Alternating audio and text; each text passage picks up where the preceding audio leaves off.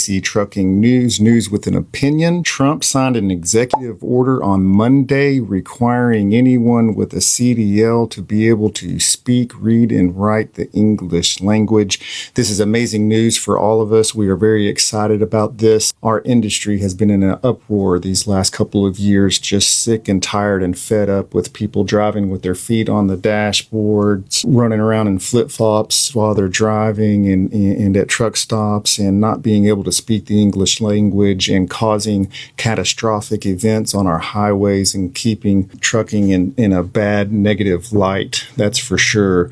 We're all excited about this news. I'm sure you are as well. This is going to really change this industry in a good way. It's going to help freight as well. I do believe that once you start culling out these drivers and the massive amount of numbers that this may affect the driver pool in our industry, it really could affect this industry in a lot of good ways. The one thing that I am happy about, I'm not Democrat or Republican. I'm not on either side here, but I am excited that we have effective leadership. We have a leader in Donald Trump that is amazing. These last 4 years with Biden, and then also the Obama years, we had very ineffective leadership. In life, you have talkers, you have talker-doers, and you have doer-doers. And with Biden and with Obama, those were both examples of talkers, people who do nothing but talk and don't actually have any action behind their words. And that is something I mean, and I truly believe that. This President Donald Trump, whether you like him or you don't, he is a very effective leader. He practices effectiveness at a great capacity. This man, when he says he's going to do something, he does it, and he backs it up with action. And that's what we need.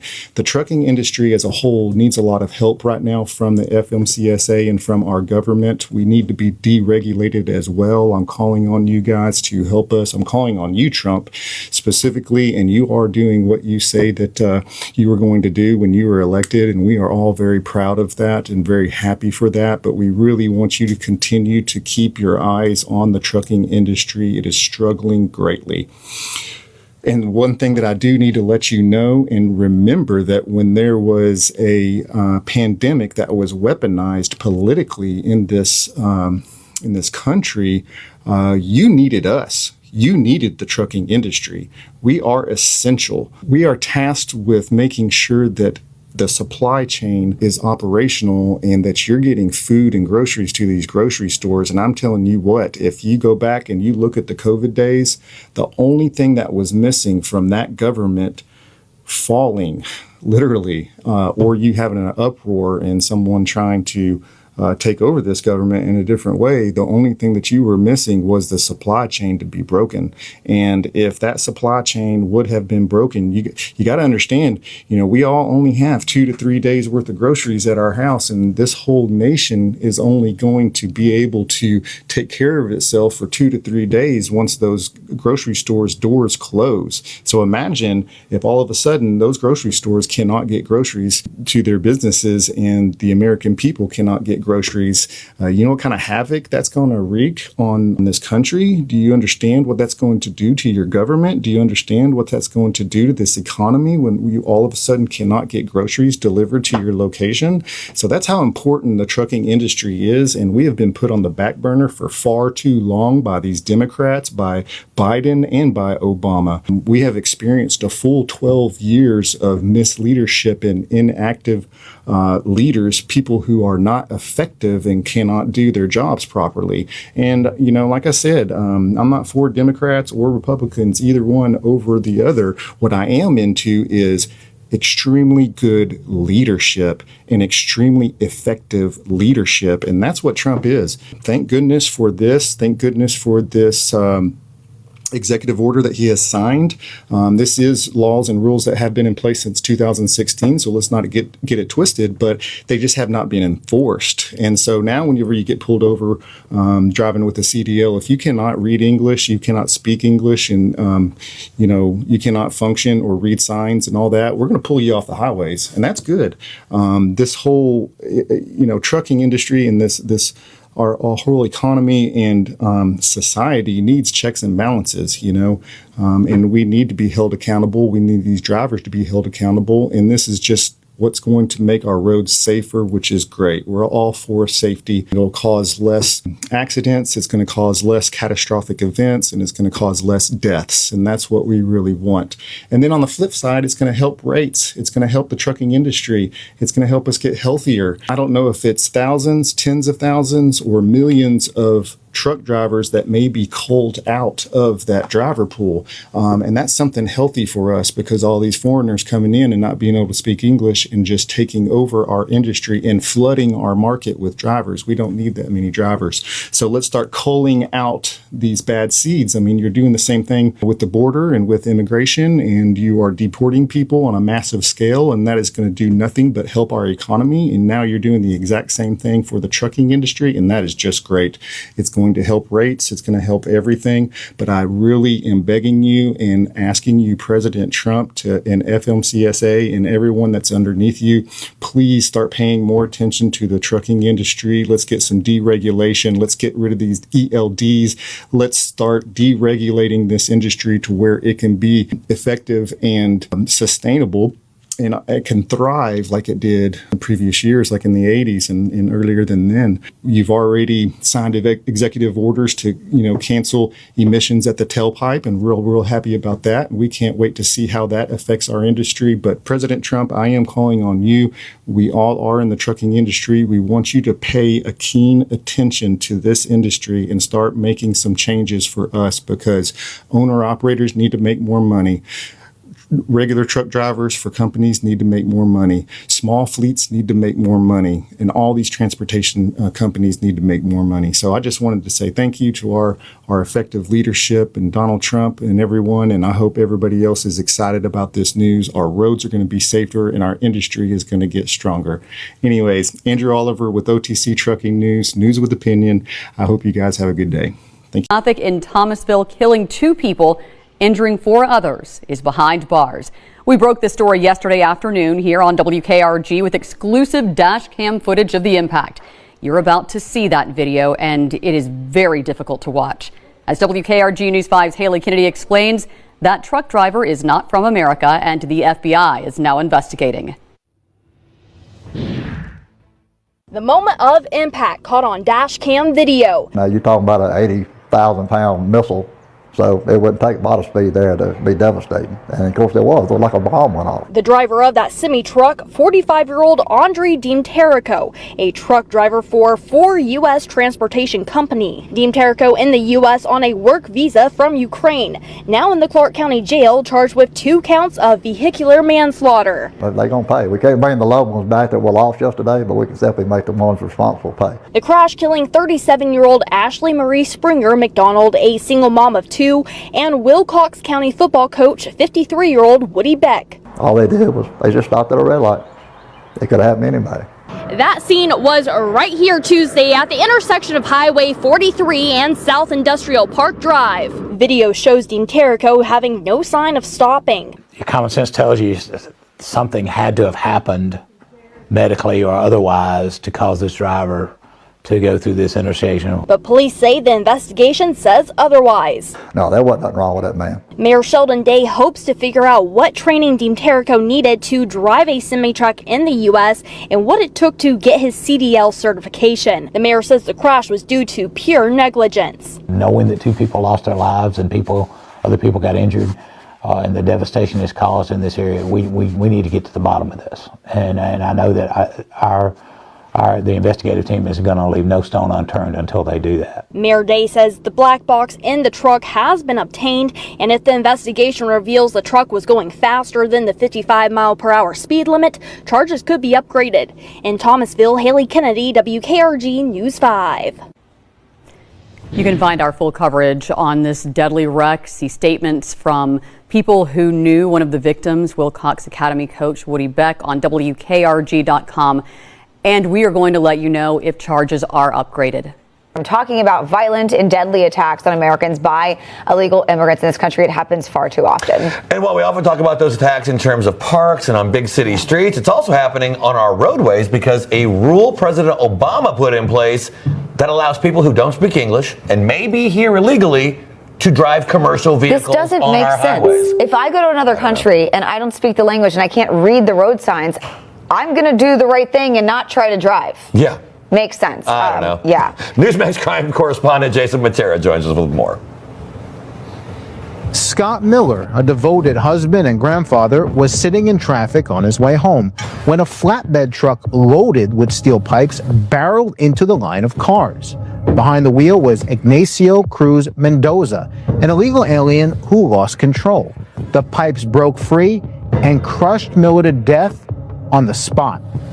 His widow, Deanne, says her life shattered in an instant, wrecked by a system that let an unvetted driver take control of a deadly rig. My husband and I have been together for 46 years. I met him when I was 17. We were high school sweethearts, and I don't know life without him. He only got 2 years of retirement before he was killed, and we had plans. Deanne is one of many left to pick up the pieces, a victim of a policy that handed the keys to an 80,000-pound truck to an unqualified driver. A recent letter from American Truckers United to the U.S. Department of Transportation exposes 5 glaring loopholes: lax screening of foreign drivers, licenses handed to non-residents, visitor visa abuse, dangerous license swaps with other countries, and little accountability when non-citizens cause deadly crashes. As soon as they were granted asylum, they were issued what's called an employment authorization document, or an EAD card. That EAD card is all that they needed in order to go and apply to get a CDL in certain states. Truckers call it a full-blown crisis. They say that hundreds of thousands of commercial licenses have been issued to foreign nationals over the last decade. Many of these people can't even read road signs, putting lives in danger and sidelining American workers. It's important for these drivers to be able to speak English, number one, so they can read our highway signs and warning signs, like lane closed ahead. In most of the accidents that we've seen of late, there was an opportunity for the driver to change his behavior before the accident if he would have been able to read the signs. Now the White House is stepping in. In April, President Trump signed an executive order to reinstate strict commercial licensing standards that were loosened by his predecessors, and to empower officials to yank unsafe, non-English speaking drivers off the road. We need you, federal government, local government, state governments, to get serious about this. Nobody should have to lose the love of their life like I lost my husband. Mark Charlotte, here's the bottom line. There are a troubling number of foreign nationals with questionable backgrounds driving these 18-wheelers, and Americans like Scott Miller are dead because of it. I mean, Jason, this is just unbelievable. I mean, requiring English to drive a semi should be a no-brainer. I mean, but if the feds don't do anything about it or do enough about it, is there anything the states can do? Yes, a great question, Mark. And states are stepping up. Oklahoma is actually leading the way. They've codified Donald Trump's executive order. They've also beefed up other standards. And here's why that is important. If a future administration does what the Obama administration did and gut English requirements, which is nuts, then at least the states can serve as a backdrop to protect their own residents. It just doesn't make sense. If you can't read road signs or understand what's going on, you shouldn't be operating what could be a deadly vehicle. It doesn't make sense. Jason, thank you. Thank you. So I'm going to jump on this bandwagon as well. Arkansas has banned anybody that cannot speak English or write English or read English from getting CDL'S in their state. I absolutely love that.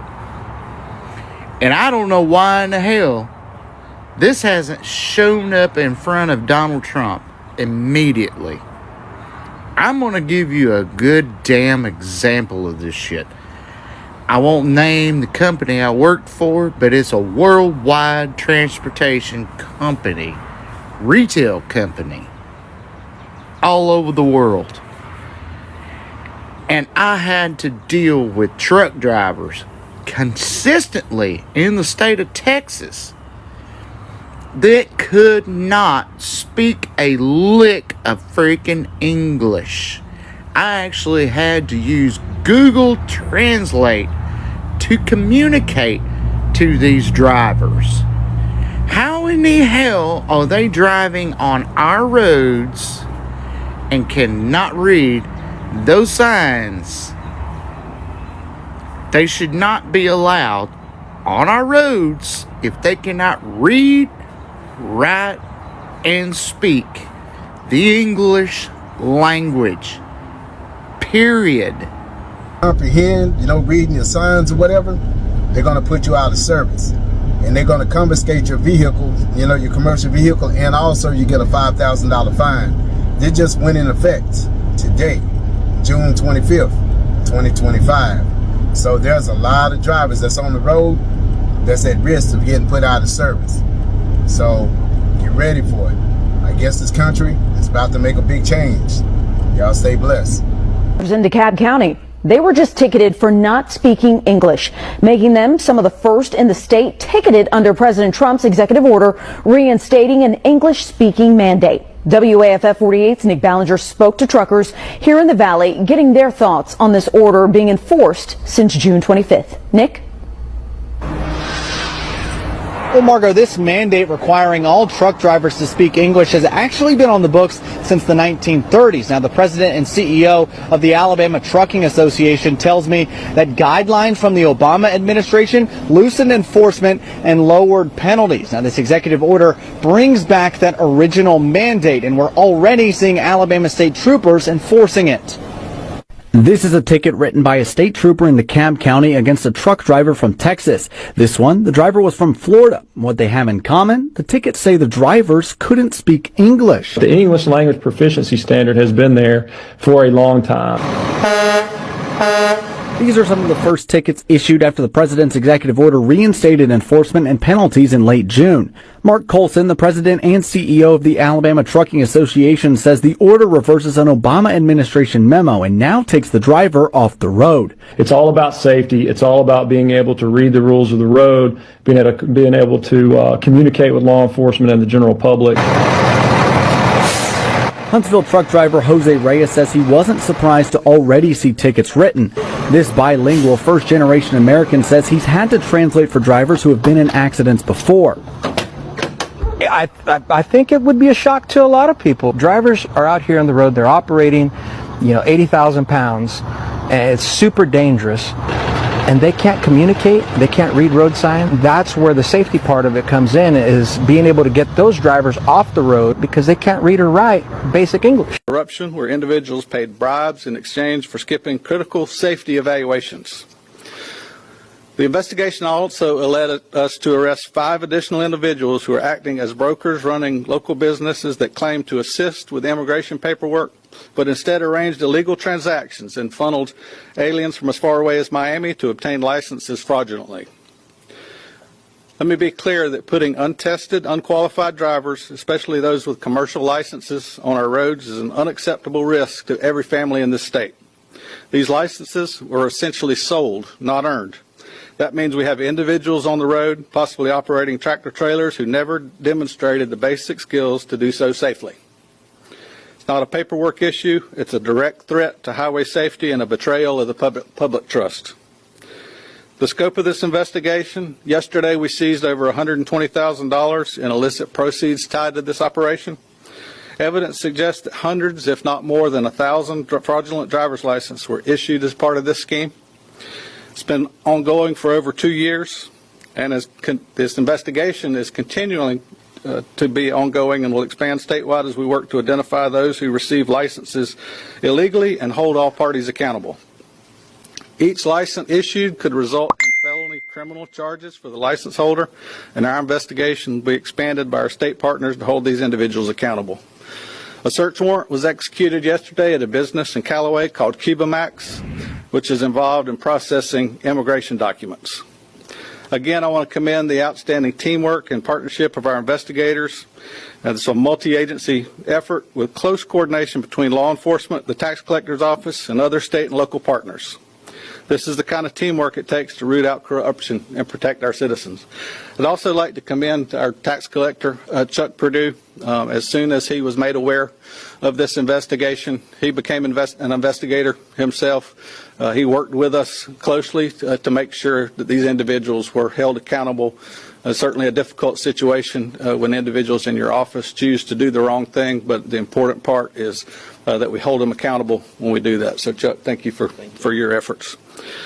So I want to talk about the individuals that we arrested. The tax collector employees are Banseli Velazou, age 37, of Panama City, charged with 9 counts of DMV employee issuing a fraudulent ID, which is a felony, and 9 counts of official misconduct. Demetrius Smith II, age 30, of Panama City, on 8 counts of DMV issuing a fraudulent ID and 8 counts of official misconduct. And additional charges are anticipated as each fraudulent driver's license can result in additional charges. The intermediaries that we arrested, who were the individuals that the aliens would contact, and they would be referred to our 2 tax collector employees, were a Nirbus Rosales, age 37. She was arrested on 24 counts of principal to DMV fraud and 24 counts as a principal to official misconduct. Leonardo Gutierrez, age 32, of Panama City, 7 counts of principal to DL fraud and 7 counts of official misconduct. Hung Du, age 58, of Panama City, on 36 counts of principal to fraud and 36 counts of official misconduct. Esbredia Para, age 44, Panama City, 7 counts of principal to DL fraud and 7 counts of principal to official misconduct. Zola Gonzalez Pena, age 38, 12 counts. Also arrested but not identified as operating as an intermediary was Myrna Fernandez of Panama City on a charge of unlawful possession of a driver's license. It's believed that Fernandez obtained her driver's license fraudulently yesterday, paying to receive a passing grade on her exam in the skills exam. To those who think that they can compromise public safety for profit, know this: we will find you, we will bring you to justice. And to the people of Bay County, I want you to know we are committed to preserving the integrity of our institutions and the safety of our roads. Thank you, and I'd now like to turn it over to our Attorney General. Thank you, Sheriff. It's good to be in Bay County. This county is certainly blessed to have great law enforcement and leaders. I commend the Sheriff and Tax Collector Chuck Perdue on working so well with state law enforcement, Homeland Security, and all of our law enforcement partners to ensure that we could bust these guys. I think today is yet another example of how the Biden border policy puts American families at risk. Here you've got hundreds of aliens that are cheating, that are breaking the law, that are buying driver's licenses without taking the test, getting on the roads, putting everybody in danger. So, if there's any silver lining to come out of this terrible, discovery, it's that law enforcement worked very well together, continued to follow the breadcrumbs, and ultimately uncovered, a pretty widespread and advanced operation. So we know it happened here. If it happened here, there's a good chance it could be happening in a county somewhere else. So I ask, our DMV offices or tax collectors around the state, pay attention, do a deep dive, look out for, any signs of somebody taking cash on the side to help criminal aliens get driver's licenses. Maybe that can happen in California, but not here in Florida. We are a rule of law state, and we will do everything we can to work with the Trump administration and our federal partners to enforce the law. We've been working up and down the state, ensuring that we're keeping people safe. We were in Brevard County earlier this morning, where we highlighted a new program to protect the ICE agents and the federal authorities that are coming into our state to enforce the law. In California, you've got leftist groups out there that want to reveal personal information. They want to dox agents. If you don't understand this word, if it's new to you, doxing is when you reveal personal identifying information with the purpose of intimidating, threatening, and distracting from official duties.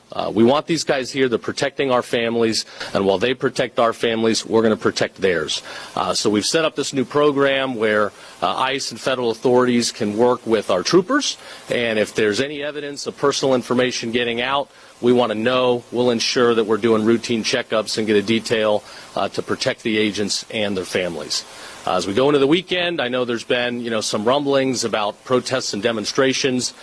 We've all seen the horror in California with the destruction, the violence, the flames, the anti-American behavior. That doesn't happen here. In Florida, rioting is illegal. If you throw something, if you obstruct roadways, if you want to cause damage or harm to law enforcement, businesses, or our citizens, we will find you and we will put you away for a long time. So to put everybody on notice, if you want to participate in, peaceful, free speech, nobody respects that more than we do.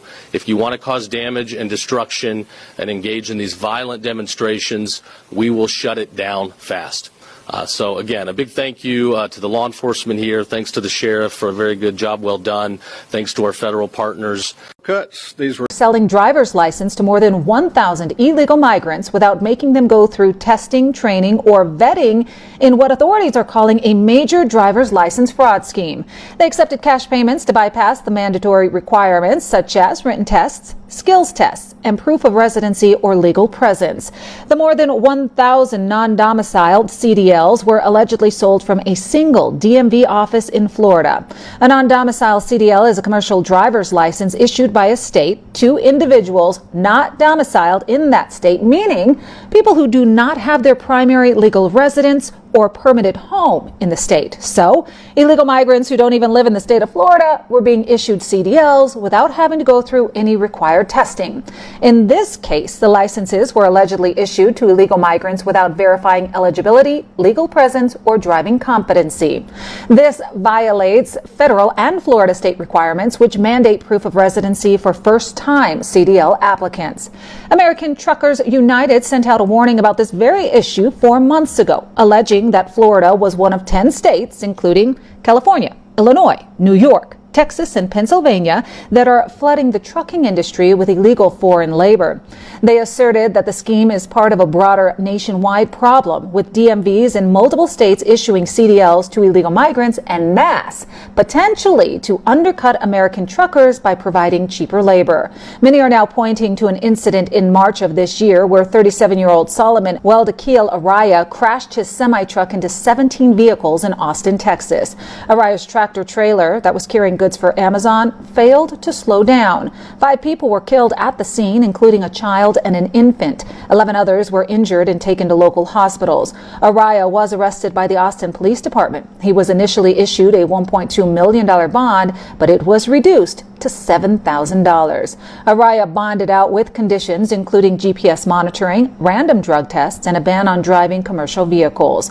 The truck was registered to ZBN Transport, LLC, a Dallas-based for-hire carrier contracted by Amazon. ZBN stated Araya passed background checks and had been with the company for 4 months.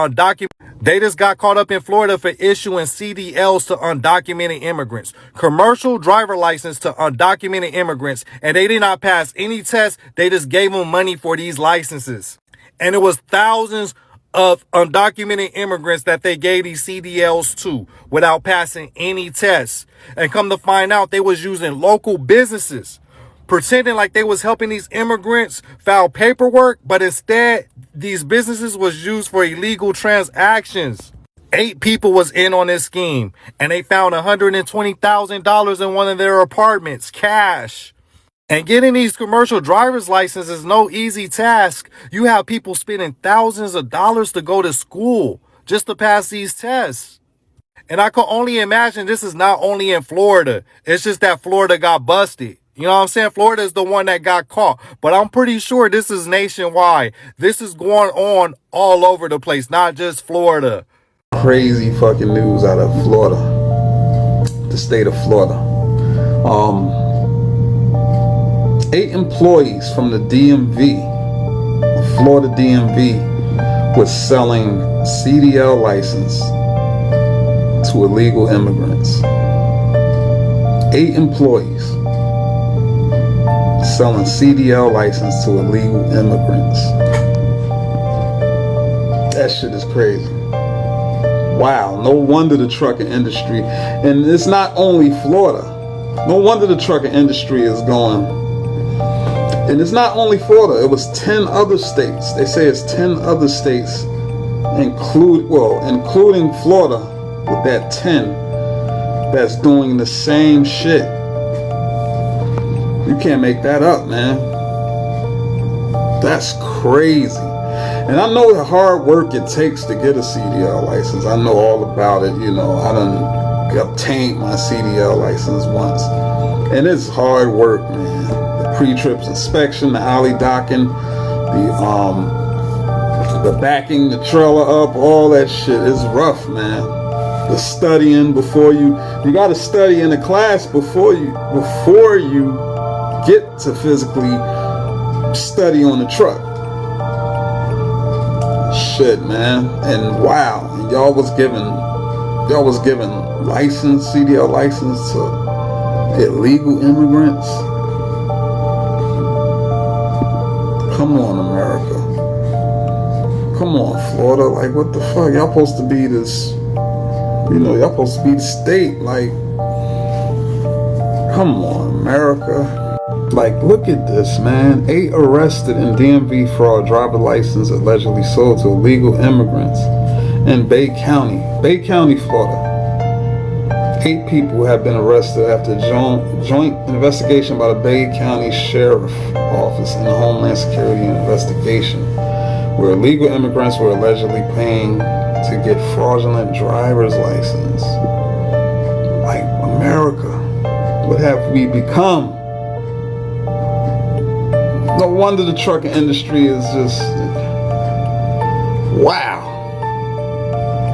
You can't make this shit up. And we already got, you remember these past 4 years with Joe Biden in office, he already flooded this country with 21 million illegals.